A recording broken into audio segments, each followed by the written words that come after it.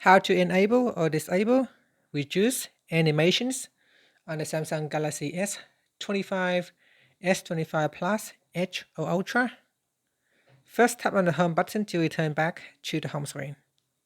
From the home screen, swipe down at the top to open up quick settings. Then tap on the settings icon. Next, we then scroll down and then tap on accessibility. After that, we tap on vision enhancements. Now in here, we then scroll down and then tap on reduce animations. Tap on the toggle button to turn on or switch off reduce animations. And that's it. It says here prevent some screen effects, useful if you are sensitive to animation or screen movement. Finally, tap on the home button to return back to the home screen. Thank you for watching this video. If you find it helpful, please like and subscribe to my channel for more videos.